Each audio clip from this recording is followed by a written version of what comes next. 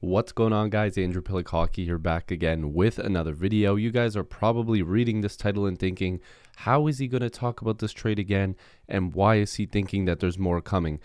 I'm going to place a little bit of a bet, a friendly bet with you guys, that before the trade deadline, the Leafs are going to make another add or two, because I do believe that they've given themselves some flexibility here with the recent events that have happened, and I'm going to map it out a little bit for you guys. So if you disagree with me, let me know down below. But if you are new here and you do agree with me, liking this video and subscribing helps a lot. It's obviously completely free. And like I said, it does help me a lot making these videos. I have so much fun, but seeing that people like and subscribe knows that I'm doing a decent job. So doing that, I know a lot of people watching are not subscribed. I would appreciate that. But I do believe something else is going to be coming. And I think the Leafs are trying to do things a little bit differently this year, not bringing in guys right at the deadline, trying to implement them into the lineup and try to get them going with this team to see if they have some chemistry. And that starts with the first deal that was made. Of course, Lyubushkin and Dzingel coming to the Toronto Maple Leafs for Nick Ritchie and a conditional pick.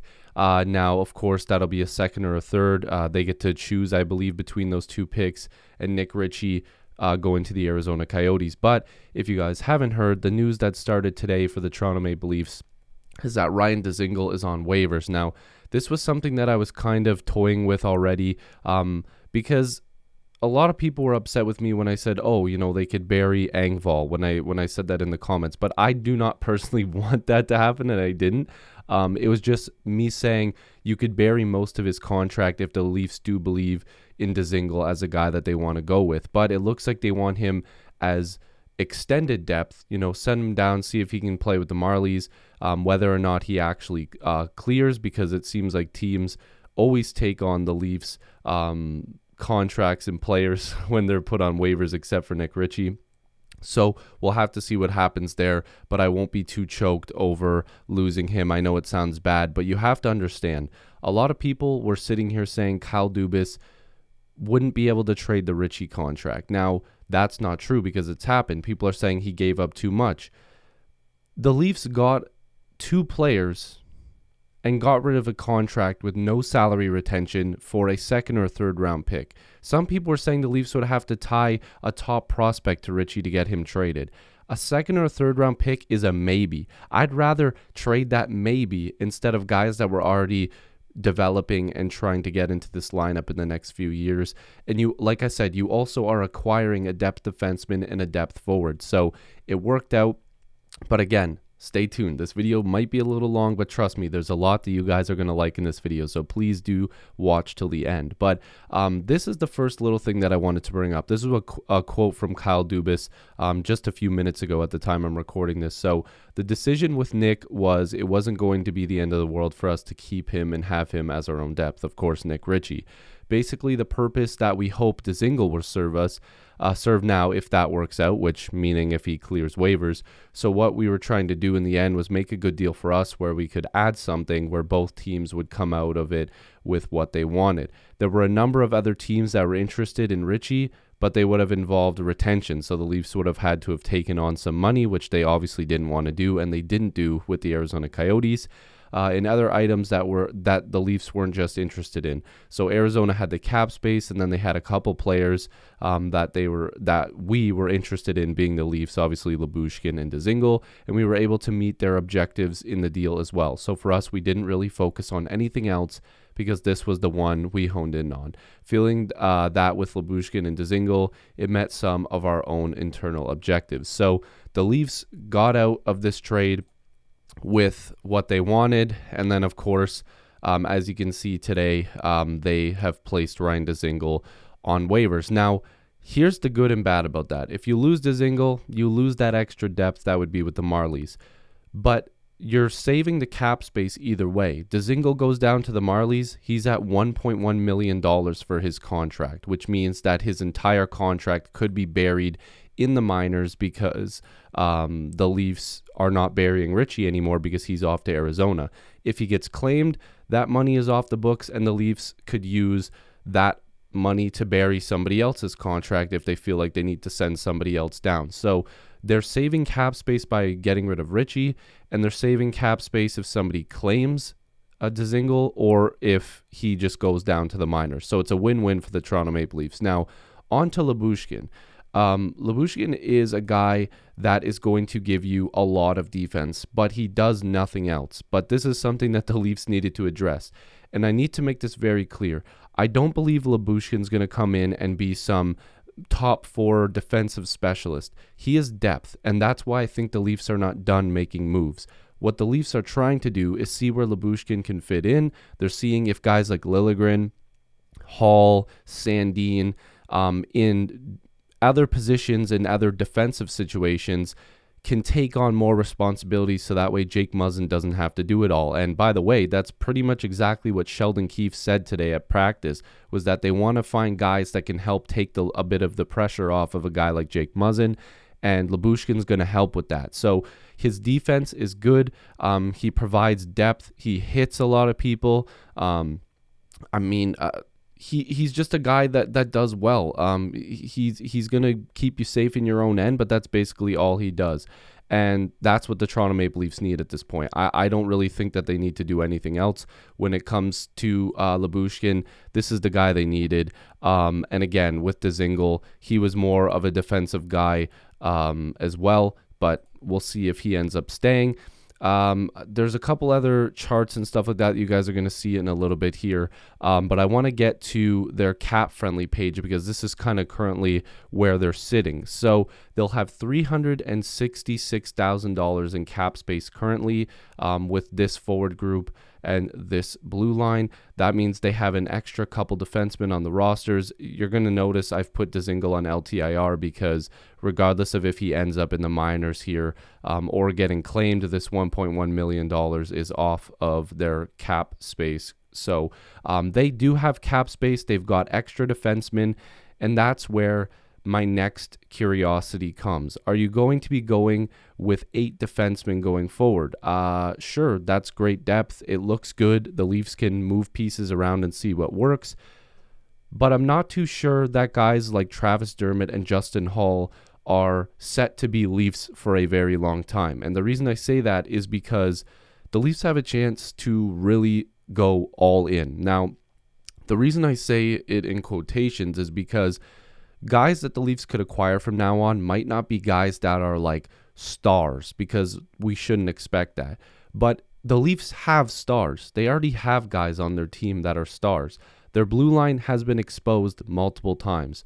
Even when you think it's going good, there's still holes on that blue line. So creating this depth and this internal competition and bringing in guys that play very solid defensively is what the Leafs are focusing on.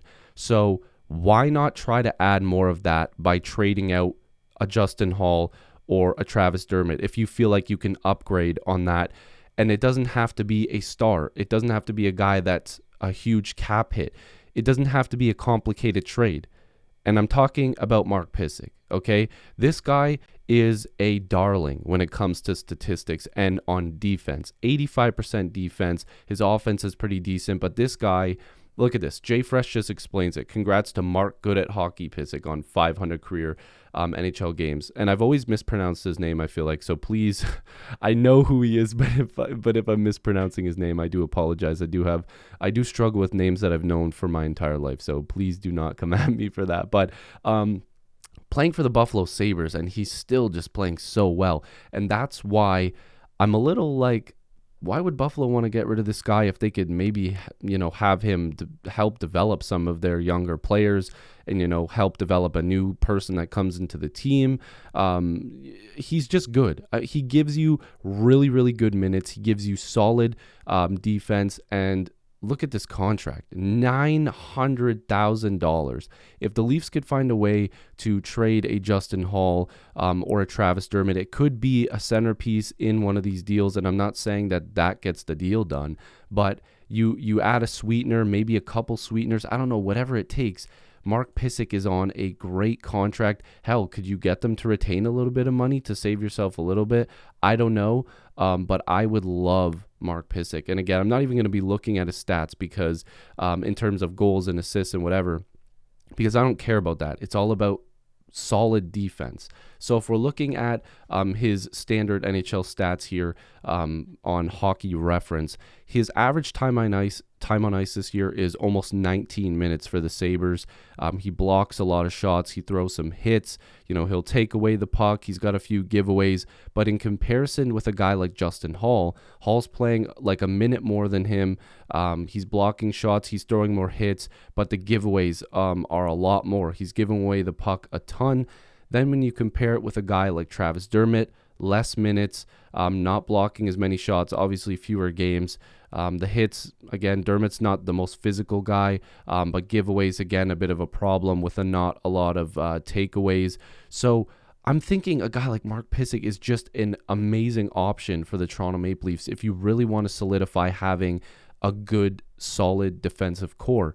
Now, if the reason why I'm saying that is because you've just also acquired Ilya Lyubushkin. And if you look at Lyubushkin, he throws a ton of hits. His giveaways and takeaways are almost the exact same. He blocks a lot of shots. And this has been something that he's done in his entire career so far. He throws a ton of hits. He blocks shots. This is a guy that the Leafs need as that 5, 6, 7 defenseman. And then you bring in a guy like Mark Pysyk, who is giving you block shots and solid defense in his own zone. Like I said, just solid defense. Can you make something like that happen? Can you attach a pick to a Justin Hall? Can you attach a pick and a prospect to a guy like Justin Hall? What is the trade value of Mark Pysyk? Because he's good defensively. He's very, very good. Now, here's something that I want you guys to look at. Let's check out Cap Friendly here. So let's just say that I'm not saying this is the trade straight up. I'm saying you would have to, there'd be more on maybe on both sides, but the Leafs, I think, would definitely have to add to this type of trade. But let's just say the Leafs end up trading a Justin Hall in a deal for Mark Pysyk, right? $900K, you have Riley, Brody, Muzzin, Pysyk, Sandin, Lyubushkin, and you still have Dermott and Liljegren as your extras. Now, mind you, Ryan Dzingel again on LTIR because he's been waived. Regardless if he ends up in the minors or taken, we know this money is buried and gone. The Leafs have options here. One, you could see this $1.46 million of cap space and consider getting another forward by, getting salary retention, because teams could take 50%. You could get a third team, get them to take 50% and add a pretty decent player even at that cap hit, right? Or maybe you decide, okay, we're going to put Timothy Liljegren in the minors. Now you have $2.3 million. You have even more money to spend, and you have a chance to get more salary retention and accrued cap space at the deadline, and you're able to add a really good player. Could be a pretty decent forward to add to this group, which would mean maybe a guy like Mikheyev or Engvall comes out of the lineup for an even better player to play in this situation. You have them as depth, or who knows if they get traded. Regardless, this is all, fantasy at this point. Or do you keep a guy like Timothy Liljegren? You use him as your depth, and you also trade Travis Dermott, and you have nearly $3 million in cap space while still having 7 good defensemen, adding 2 defensive guys, having your 2 young guys that you're grooming into being two-way types of guys, while still having your core 3 of Brody, Riley, and Muzzin, along with your stacked forward group. And you can add to that forward group by adding a nearly $6 million player if you get 50% retention. There's just a ton of options for this Leafs team, and I don't think that they should take their foot off the gas when it comes to making these deals. If Justin Hall hasn't been working, upgrade on his defense. Don't leave Jake Muzzin playing with a Lyubushkin and it doesn't work out, or a Liljegren and it doesn't work out, a Sandin and it doesn't work out. Get him more help. Because if you keep knocking these guys down, if a Lyubushkin plays solid on your third pair with a Sandin or a Liljegren or a mix of the 3 of them, and they're playing great defense, that's great. Now you've got guys that can take a few shifts away from Muzzin with those top defensive matchups. If you bring in Mark Pysyk, that helps Muzzin even more. He's a solid stay-at-home guy. You don't have to rely on Muzzin to have all the physicality because Lyubushkin can do it. It just makes too much sense for me personally that the Leafs can go out there and acquire more and get more defense and get more offense by moving pieces around on this roster. And hell, if they want to get another defenseman, then get another one. You can never have too many D-men going in to the playoffs, and especially if you can get guys that are proven defensive specialists.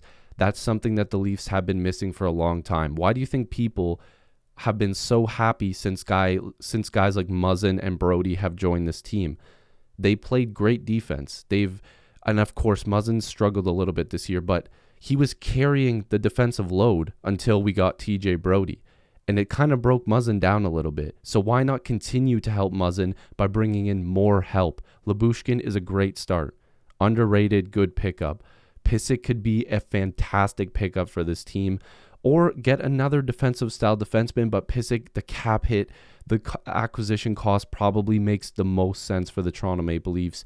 I think that this would be the best way to go, and you can still move other pieces to get more for this already good lineup, or this great lineup.